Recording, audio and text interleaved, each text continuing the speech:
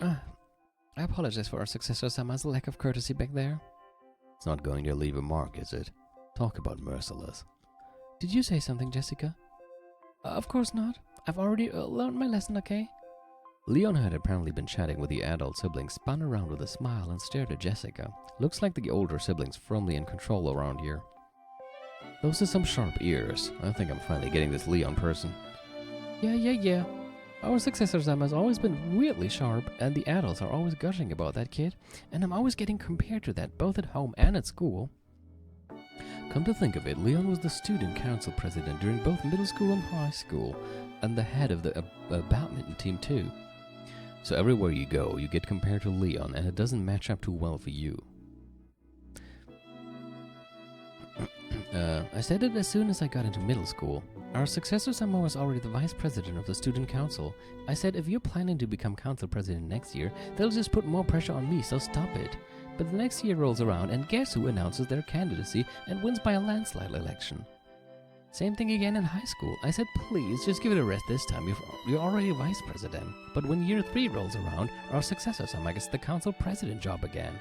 Dad was so proud. Mom kept saying, now you make sure you do your best as the little sister over and over and over again. Yeah. But even so, you were still proud to be Leon's little sister, weren't you? It's not like I never ever thought of it that way. Yeah, of course not. Why would I? It can be tough to be compared against perfection, but other people are other people and you are you. There's no point letting it get you down. Live how you want to, with all you've got, and you'll be fine. Of course. But Mom and the others are always going on about how I need to follow in Ushiro Leon's footsteps as a little sister. They keep telling me to go join the student council, to go play badminton. You don't play in a rock band, do you? What? Shh. That's a secret, okay? Apparently she's keeping it a secret from her family. Interesting. People tend to blame things on their family and how they were raised, but this Jessica girl always likes doing the same thing, even in a different world and a different family. It's admirable that she has such a true and constant interest in something. I loved it, that Patan Patan song, that Dokyun Dokyun song. Whoa, shh. Nothing wrong with the extraordinary, accomplished sort like Leon, but kids who act their age do have their charms. That's the best way to go through life. Enjoy your youth to the fullest. Thanks. Apparently no one had ever told Jessica that they approved of how she lived, and the direct way Will had put it made her turn red and hang her head in embarrassment. I want to ask you two now. The same thing you just asked Maria-chan. Yeah, please tell me everything you know about Beatrice.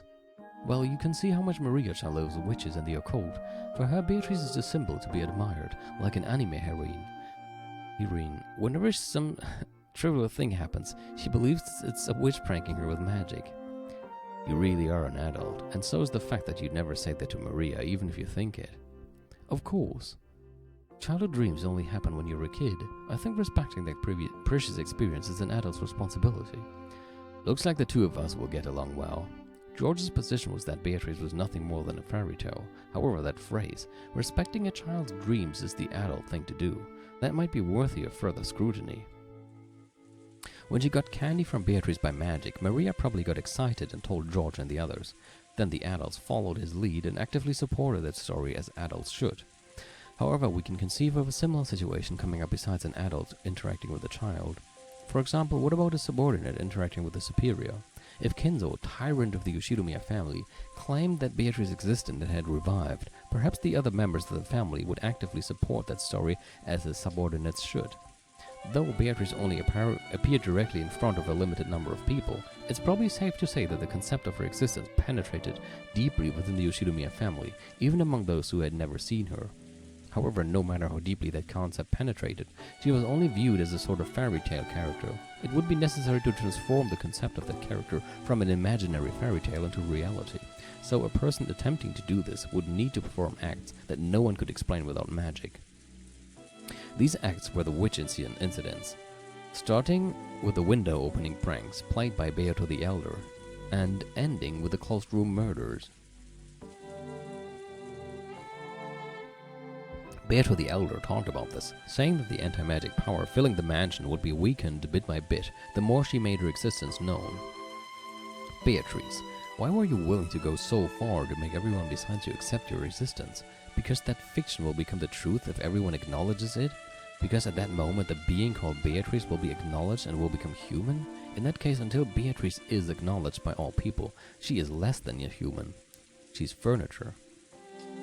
Less than human. Why would furniture want to become human? I seem to remember this being a theme in the previous game. It's because they want to gain a right. Furniture cannot love, so they try to become human because they want the right to love. Just having asterisks there makes it kind of vulgar, because there's another word with 4 letters that you can put there. And like asterisks usually are used to censor vulgar words. Yeah. Almost. It's extremely simple. After all, it's directly connected to the reason Chick Beater was born in the first place. I see. I understand, but it's complicated. Yeah, you can't neglect the heart. I feel bad for saying this at Beatrice's funeral, but truth be told, I don't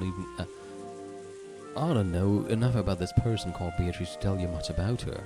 My apologies. Jessica Chan does live here, so she might know a little more than I do. So speaking of which, have you introduced yourself to this gentleman yet, Jessica Chan? Nah, not yet actually. This idiot going around pinching people's butts, so I didn't really have the chance. A bit late, Jessica looked embarrassed for acting rudely in front of an unfamiliar guest. She cleared her throat and made a beautiful bow that didn't fit well with her normal attitude. She even lifted the corners of her skirt in a curtsy. But pleased to meet you. My name is Jessica. Allow me to welcome you to the Yoshinomiya family on this splendid day. Please enjoy your hospitality, our hospitality, and, Willard. Call me Will. Huh? What? Jessica's greeting had been of the old-fashioned sort, so Will also treated her like an old-fashioned lady, bending down on one knee, taking Jessica's right hand, and kissing it. Not expecting her greeting to be returned in such an old-fashioned and formal way, Jessica turned red and was unable to speak. However, Will had returned the greeting in what he thought was a perfectly serious way, so he didn't understand what was making Jessica's face glow. Have I done something strange? No, not at all. Okay, I want to hear what you know about Beatrice. A sparkle leaked around the edges of Will's right hand, which was grasping Jessica's hand. Looks like the theater-going power is having its effect on Jessica. Didn't mean for that to happen. Oh well. Beatrice, is it? Well, I can tell you, but will you promise me something? Promise you won't laugh? Thinking about it now, it sounds more than a little crazy. What is it you know? I won't laugh. Tell me. Sure. Where should I start?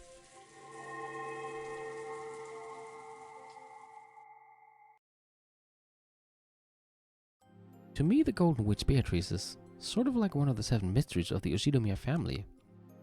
You've heard of those, right? Almost all schools have a set of tall tales or ghost stories that get passed down. Like on some days, the piano in the music room will start playing by itself, or the skeleton in the science room dances around at night. I know this from Twilight Syndrome. Those are 2 of the ones that are mentioned in Twilight Syndrome as well. Everyone's heard of them, but of course that doesn't mean they believe in them. The stories about Beatrice were the same. It was just one of those strange tales about our way too big mansion. The servants would sometimes talk about seeing the things during their night patrols. Sometimes I felt a bit annoyed about them turning my home into a place for ghost stories, but I didn't pay it any more attention than that. That's how little it mattered to me. So during my normal everyday life, I would completely forget about the name Beatrice. Of course, when that huge portrait was first hung, it definitely felt creepy. Yeah, the wrong number of steps is also mentioned in Twilight Syndrome. And the toilet. Even I tried not to meet her eyes after dark, so it's no surprise that the servants found it eerie. But that only lasted for a short while. We all walked by the portrait every day. We gradually got used to it and eventually bored of it. I didn't really care anymore about the portrait of the mistress from Grandfather's Delusions. I get that. I'll bet it was different for the other relatives who only came a few times a year. Exactly. That's why every time the family came for a family conference, they'd always stand in front of that portrait and talk about Beatrice. So I was reminded of it every now and then.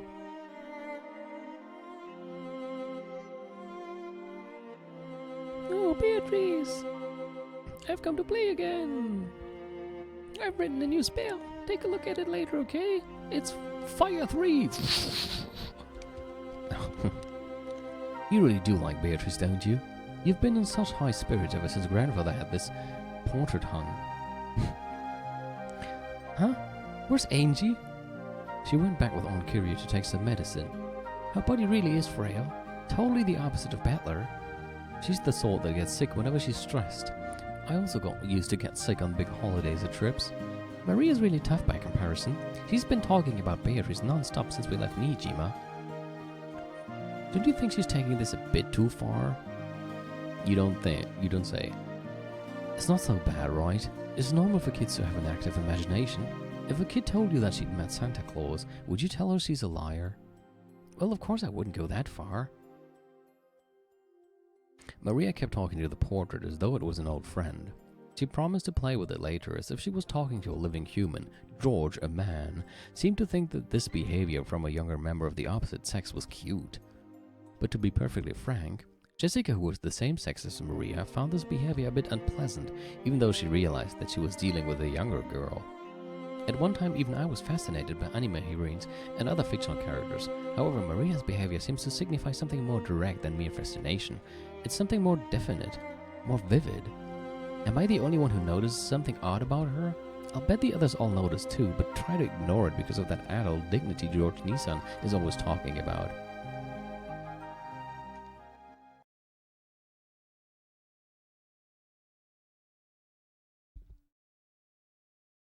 My apologies, everyone. The head is quite busy with his noble research. He wishes to eat lunch in the study today.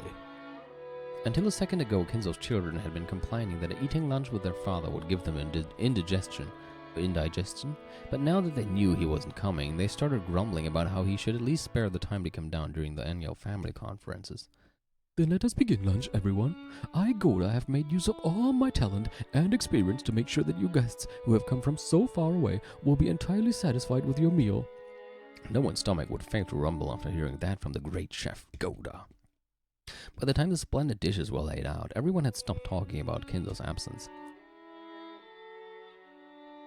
It was now Angie's absence that was being discussed. Apparently her stomach ache had gotten so bad that both she and Kyria couldn't make it to lunch. Poor thing. Goda, make sure you talk to Kyria-san later and have some porridge made. Thanks for the concern. Sorry about all this. It seems she just can't handle my stress. That's how it is with young ones. They're cute, at least when they're not regurgitating. George used to do that all the time. He really was frail way back then, right? Let's not talk about the past. It's not exactly a mealtime topic. Oh, poor Angie. So you won't get to eat this yummy food? Yeah, poor kid. Let's make sure we play with her a lot when she gets better. No way. She can't play with me. Let me guess, this is probably after Angie and Maria had her fight about mariage sorcière. What are you talking about? Why? Because I'm gonna play with Beatrice, of course. So I can't play with Angie. Play with Beatrice? You mean you're gonna go off on your own again to mumble to yourself and read some book? Jessica slightly regretted that she hadn't been more tactful. However, she couldn't wipe away that uncomfortable feeling she got every time Maria talked about Beatrice. And that feeling slipped out through her words. I don't do it on my own. Beatrice there too. Maria may be young, but she does know how to read a person's tone. She immediately burst out in anger, drawing the attention of everyone in the room. Normally Rosa would have stopped her at this point. However, she happened to have gone to the bathroom at that moment, so she couldn't slap her to oblivion. So there was no one to calm Maria down. Poor Jessica, you're just a clump of the toxin. With Beatrice's weak magical power now, she'd burn to a crisp if she ever appeared in front of you. But she will appear before you eventually. Yes, in front of everyone else too. And then the door to the Golden Land will open. But who knows if you'll be invited in. Of course you will take me there to the Golden Land. But not Jessica, not Jessica. Not someone who makes fun of Beatrice. Not an unenlightened, stupid, confused, filthy, toxin-stained human. Good lord.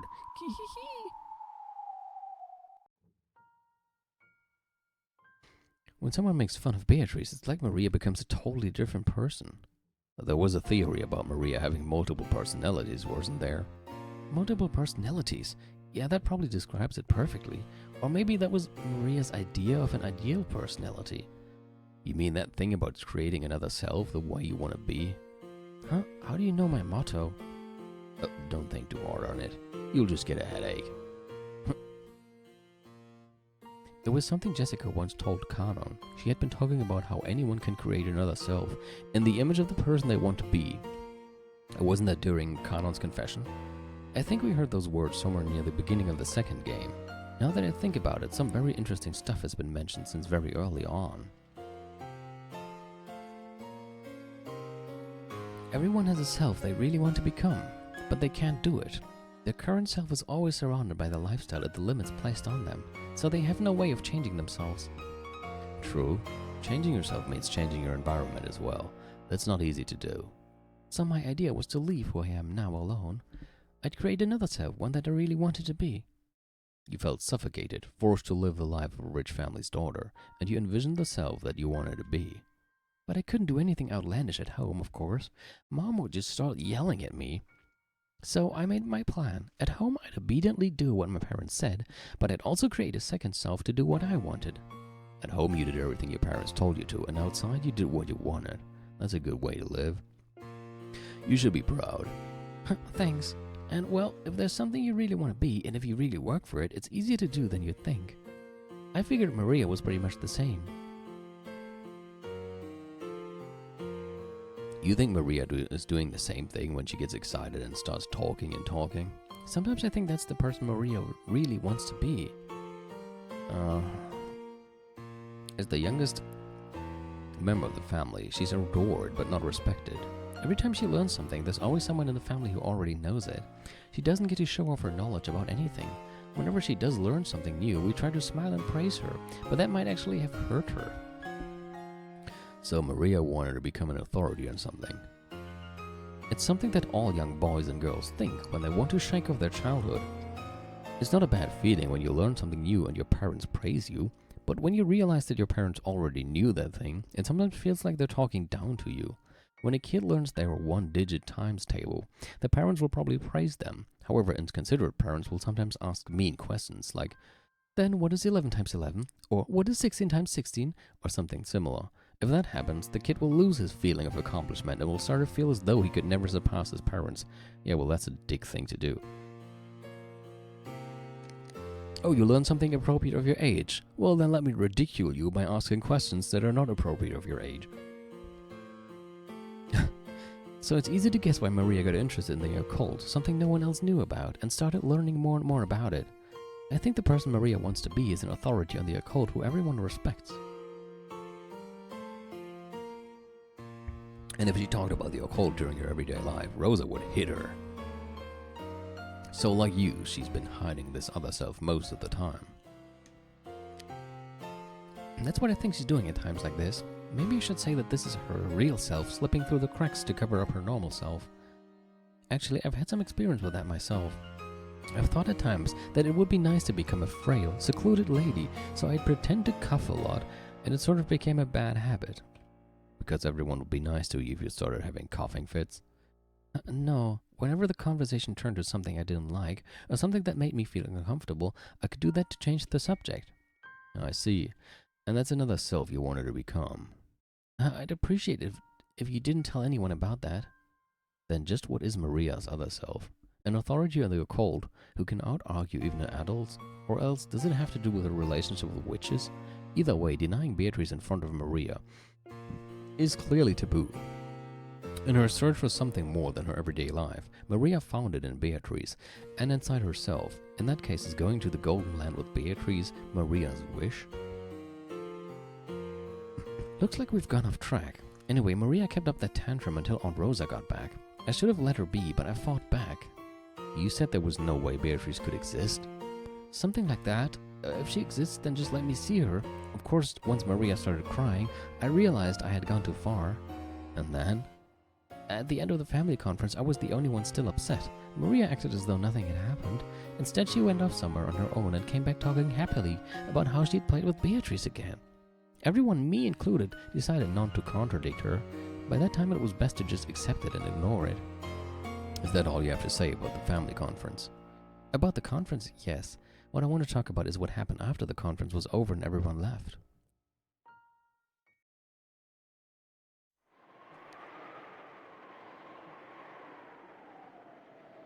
Even after the conference ended, I still felt a bit uncomfortable. If Maria had just stayed mad, we would have made up with each other, and I could have put it all behind me. But since Maria got over it, it felt like I was the only one unsatisfied. Oh, milady, why the gloomy face? Oh, it's you. It's nothing important. Did everyone make it back okay? If they're still on schedule, they should have reached the Nijima airport by now. You've done your part well, milady. I haven't done anything.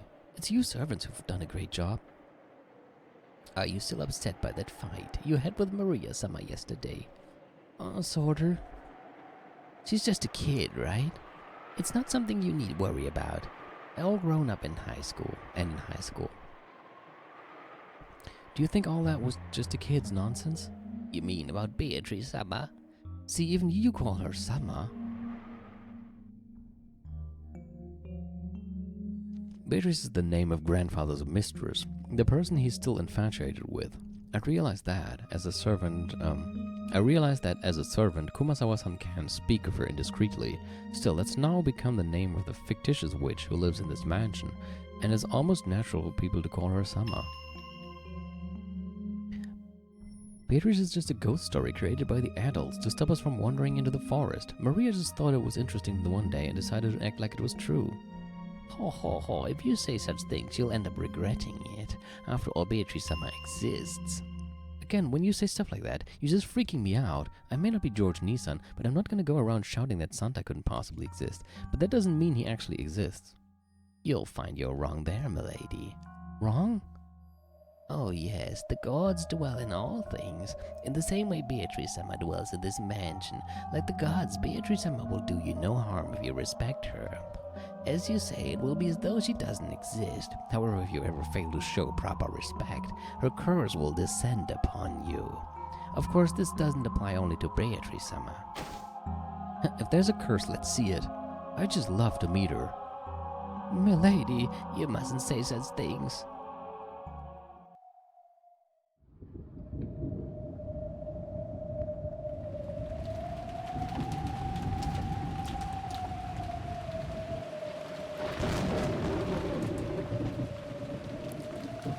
Lady. You did a fine job today. Shannon, Goda-san, you guys know about Beatrice, right? Huh? Well, I do know of her, of course. Why do you ask? The two looked at each other. They looked like a pair who had just heard a clueless person suddenly utter a forbidden word. Let's have it straight. Does she exist? That ghost? If it's a question of whether she exists or not, I would have to say that she doesn't, probably. I'm sure she exists. Why? Have you ever met her? I've never met her directly, but... Shannon spoke in detail of how she'd sometimes feel a strange presence or see a silhouette while doing the midnight rounds.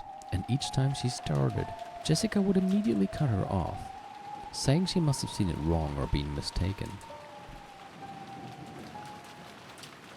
You haven't met her either, right, Goda-san? Of course not. However, well... He was being very evasive. Even a man as big as Goda was apparently unable to deny the existence of someone he'd never met. This really didn't sit well with Jessica. She was a resident of this mansion herself. They were acting as though someone else, someone she didn't know, was living there. Here, of course she didn't like it. Wait a sec. Tell me that story one more time. Huh? Which do you mean? The story about the VIP room? Goda and Shannon had been recounting several ghost stories about Beatrice. One of those drew a reaction from Jessica. Yeah, that one. Sounds pretty cool. Goda and Shannon glanced at each other. After all, it hadn't been a cool story to either of them. You mean that you mustn't enter the VIP room at 2 in the morning? The one about how Beatrice-sama returns to the VIP room every morning at 2, so you mustn't go near it? Yeah, that's it. Pretty cool. All the other stories are about people saying they heard or saw something, Beatrice-like. But this one isn't. This one says that if you go to the VIP room at 2, you can actually meet Beatrice-sama. Well, I wonder... Milady, They say that servants who speak ill of Beatrice Summer are cursed. Furthermore, the VIP room is Beatrice Summer's room. Even you, milady, should probably reconsider. The VIP room is locked now, right? Where's the key? Was that the key in the key box? I think Kenshi-sama keeps that key by his own chair. The master key can unlock it too, right? Let me borrow yours. But I cannot do that. Milady, there's no need to approach such an ill-omened place without reason. Hey, don't you go calling my house ill-omened. Anyway, I've made up my mind. If you can't give me your master key, there's still that key for the VIP room, right? Let me borrow it. Milady. To Jessica, the expressions worn by the pair felt more like an ill omen than anything else did.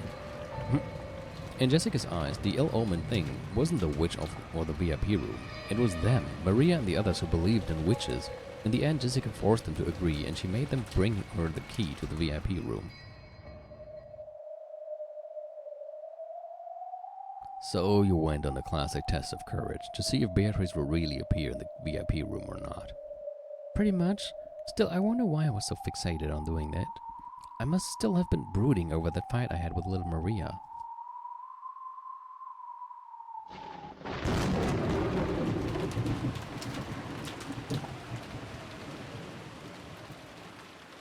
Of course, the weather just had to be terrible on that particular night. To be honest, I slightly regretted sticking my nose into something so pointless, but I had already said so much and even borrowed the key from them. I couldn't just go to Shannon the next day, have her ask me how it went, and answer, well, I gave up because it was too scary.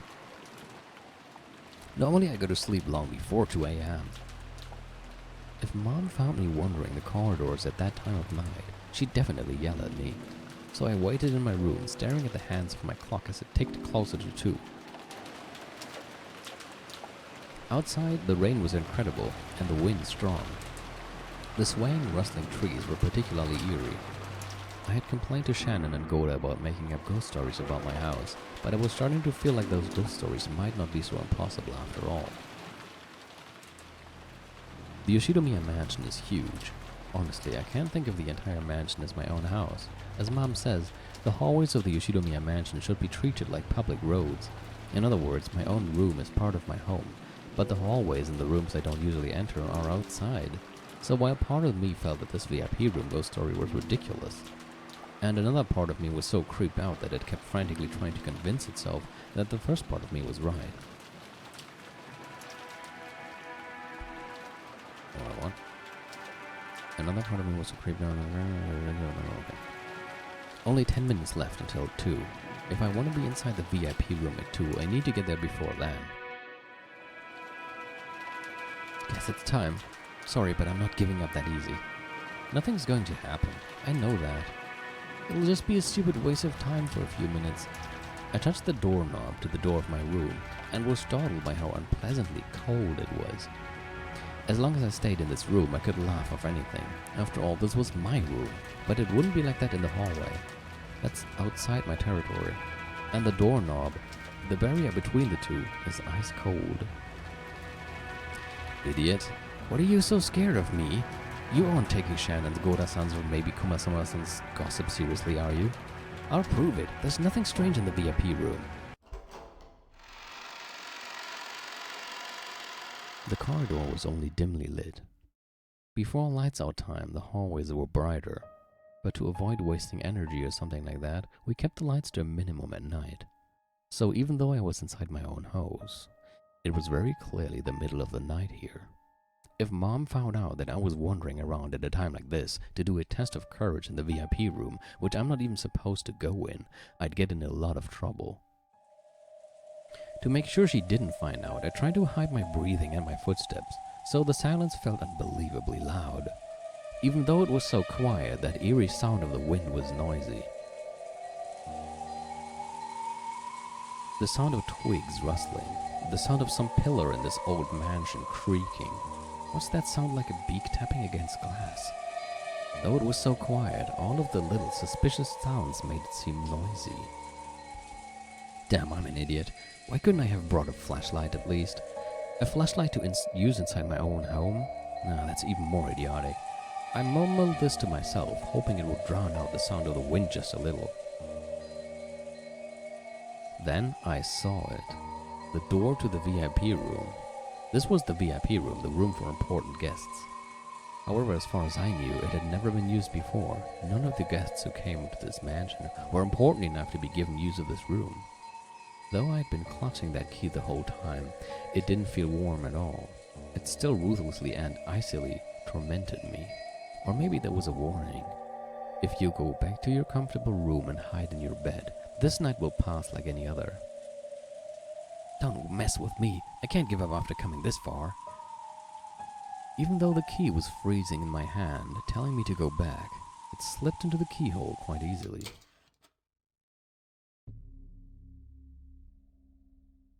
All that's left is to turn the knob, open it, and I'll be inside the VIP room.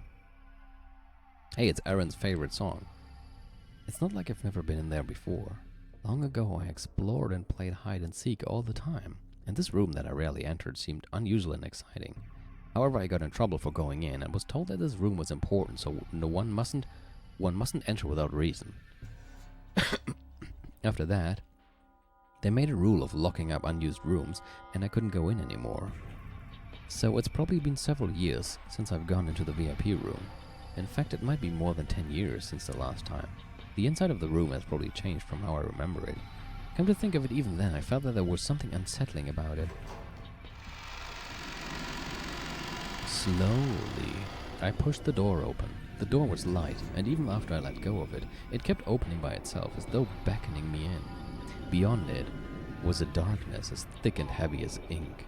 Even the dim light that peeked in from the corridor seemed bright in contrast. I stuck my head in, feeling about for the light switch next to the doorway. This was a horribly awkward and uncomfortable way to do it. All I really had to do was step inside and search for the switch from there. Unwilling to take even a single step into the room, I timidly stuck just my arm into the darkness and felt along the wall.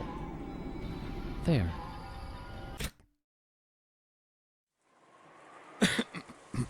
The switch, which was hardly ever used, felt stiff and lifeless.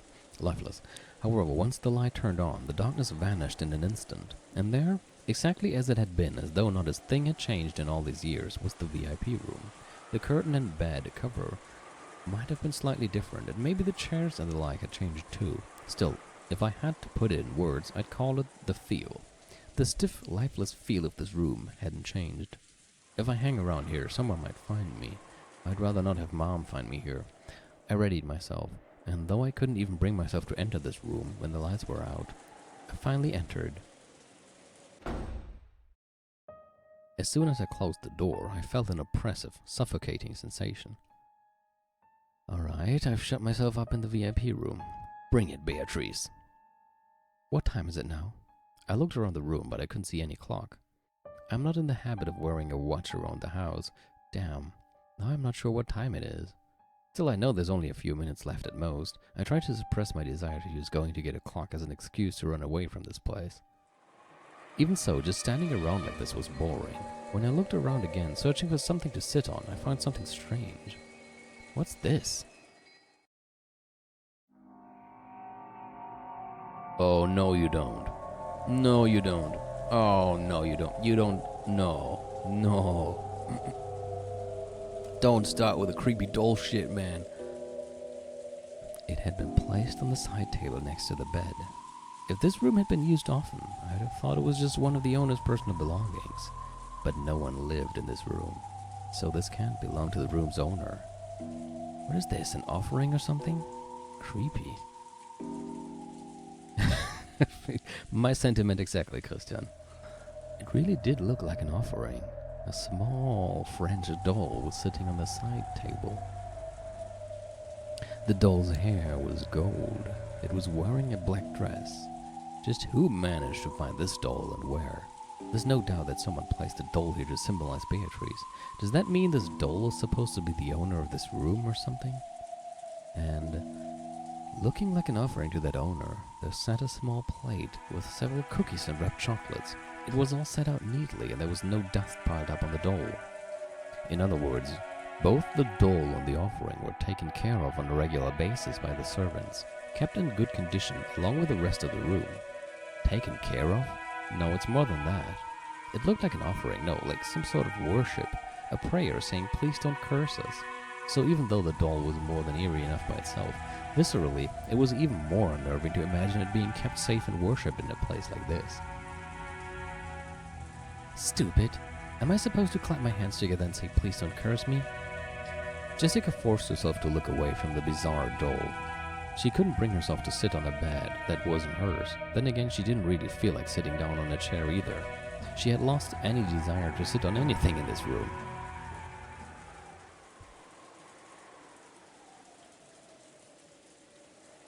I wandered about aimlessly, then peeked out the window, through the gaps in the curtains, to stare at the dark rainy night.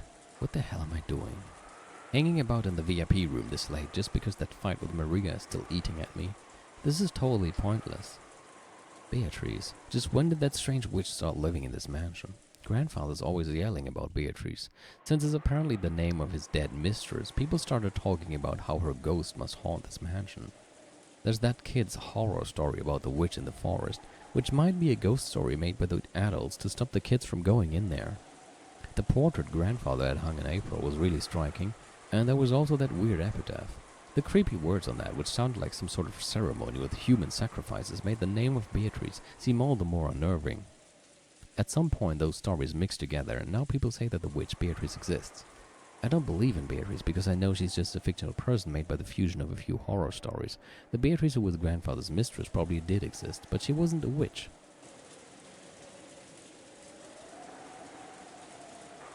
The story of the witch of the forest was made up by the adults to prevent their kids from getting lost in the woods, but that was just a made-up story, not reality.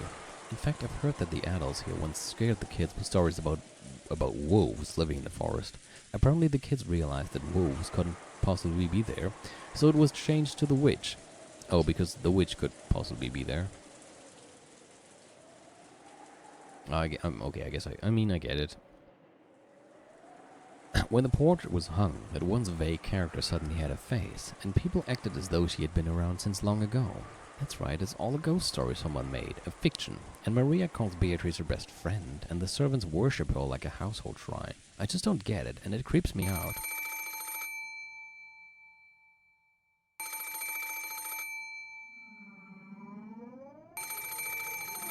The sudden ring of the phone made me jump so hard I felt my heart would explode.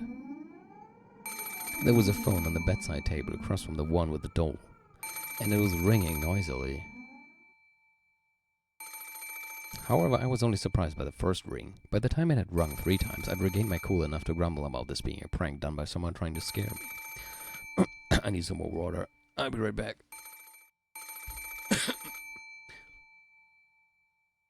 I'm just too scared.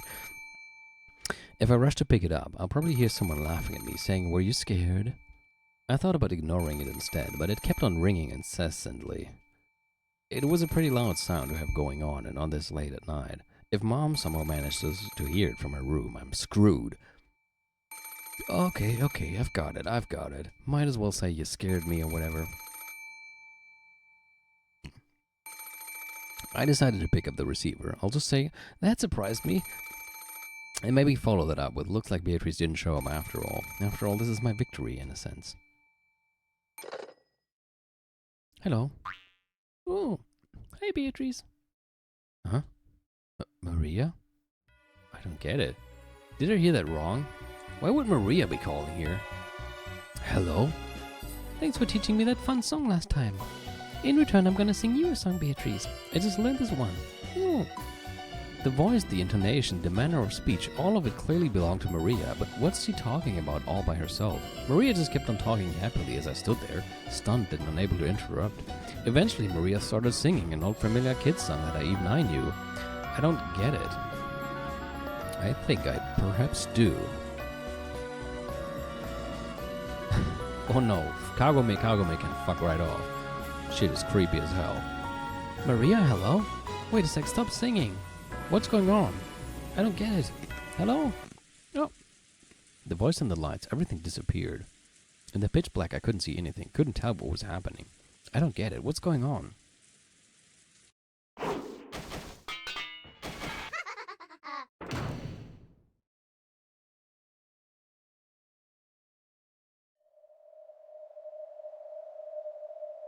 What the hell? was that? What the hell was that? Does being in darkness really slows us humans down so much? I know it's dark, but I really have absolutely no idea what just happened. What was that shuffling sound just now? I'm not sure, I can't explain it. Okay. If that fucking doll is gone once we turn the light back on, I swear, if that fucking doll is not there anymore, I'm gonna hate everything. I heard an incredible slithering sound, like someone crawling out of a bed. I didn't think I'd heard it. It wasn't that vague. Definitely heard it happen right next to me, clearly. However, there was no change to the bed. No one had been sleeping there in the first place, and the sheets were still perfectly straight. Someone had crawled out of the bed and had laughed in a creepy voice before leaving the room. That's what it felt like. Felt like? I'm here and the bed is right here. I'm not only in the same room, I'm right next to it. So why am I so unsure about what happened just a few seconds ago? I gripped the receiver, which had gone completely silent, and waited there alone, unable to move, in a quiet room that seemed exactly identical to the one I had entered. Huh? What? If nothing has changed since the beginning, I can't just pretend that the last minute or so didn't happen, and yet, if something has changed, that would prove that something really did happen. The hell? Where did it go? Did it fall to the floor? No, it's not there. No matter where I look, from whatever angle, it's not there. No. The offering plate with the cookies and chocolate is still here, but the thing they were being offered to... The doll is gone. No way. Then what just happened? Is the Beatrice somehow doll supposed to have cackled out loud and left the room? No, that crawling sound was too loud to have been made by a doll. It was a noisy sort of sound, like a kid playing with a blanket and using it as a cape. Then what? Is that Beatrice and my doll supposed to have turned into a human and then run cackling from the room? No way. After that, nothing happened. The doll alone disappeared and nothing else changed. In a VIP room that had remained completely unchanged and was filled only with the sound of wind and rain, I stood there, too shocked to move. I think I have a certain idea what might have happened, but let's see. Did you ever find the doll? I looked everywhere, even under the bed, but I didn't find it. Just what did you think had happened in that room? I don't think it was actually Beatrice Summer's curse. It might have been a prank done by the servants. A prank? Maybe they recorded Maria's voice beforehand. They then called it exactly 2 and pushed the play button. They could have cut the power at the switchboard or something. Then someone who'd been hiding in the VIP room would make a creepy laugh, take the doll, and leave. If that's how it happened, everything fits. Doesn't sound like you're really convinced. No kidding. After all, if that was just a prank to scare me, the scale was way too large. They made Maria sing beforehand and recorded it. Then someone called the VIP room and replayed that recording. Then someone waited until exactly the right time and tripped the breaker for the VIP room. To turn off the power to the VIP room, you'd have to go to the basement. There's a switchboard booth down in the boiler room. There's no phone line down there, so you'd need a different person to play back Maria's tape. And you would need another person to hide in the VIP room and cackle before leaving. And just how long would this last person have to hide in the VIP room beforehand? How long would they have to hide in the pitch black VIP room under the bed, for example? Waiting to scare Jessica, who might or might not even come. There's no way it could be a witch's curse, but still, to me it's even creepier to imagine that many people planning everything down to the slightest detail and waiting for several hours in the darkness just to scare me. I agree. A curse would be better. Did you ask the servants about that later on? What's the point? They just played dumb, of course. And there had to have been at least 3 of them. On that day, Genji-san, Goda-san, Kumasawa-san, and Shannon stayed the night. So 3 of those 4 helped out with a creepy prank? It doesn't make sense. That's why I couldn't ask about it. True, it had been a strange experience for her. But it wasn't something completely impossible for humans to do. Even so, it really must have been more unnerving to imagine a large number of people planning so carefully just to scare Jessica. It's no surprise that Jessica found this scarier than Beatrice's curse. Do you still believe the servants tricked you? No, I was probably scared and mistook what I saw and heard. The doll probably just fell somewhere and I just had trouble finding it. Are you trying to say you imagined the whole thing? Other than the doll disappearing, there was no other proof that anything had changed. Later on, I talked to Maria and she said she didn't know anything about that song or their phone call. I don't know if she was lying or not, of course. Anyway, what happened that night is just something I thought happened. There's no proof of any kind. That's ironic. Even if you claimed to have met Beatrice directly, you would have been just as unable to prove it. The shock lasted for a while, but as time passed, I began to think that lightning or something must have shut off the power for a second. And maybe one of the trees in the garden fell, which I mistook for that slithering sound. And the laugh? Maybe some strange bird? Anyway, I might have misheard something to get that sound. I act tough, but you wouldn't believe how much of a coward I actually am. That's why I let my imagination get a hold of me. I try to use that as an excuse to help me forget everything that happened that night. And everything is enshrouded in darkness. People are actually pretty good at forgetting things if they try. After that night, I'd feel uncomfortable every time I heard the word Beatrice, but I tried hard to not let it show on my face. That's all. I can't tell you any more than that. It's kind of embarrassing, so please don't tell anyone. I don't want them knowing I'm a chicken. Sure thing. I have one last question. About the VIP room?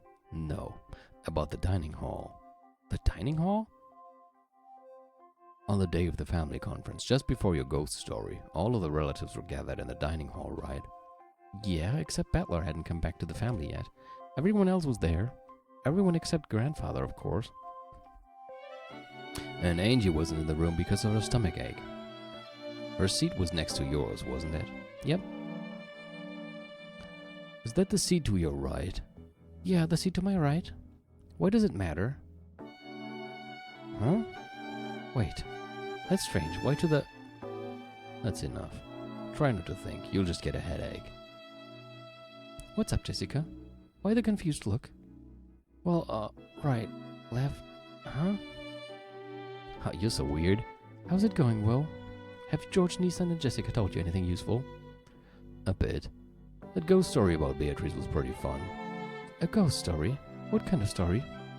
The one about Beatrice's ghost appearing in the VIP room at 2 in the morning. It was pretty creepy. I've never heard of that.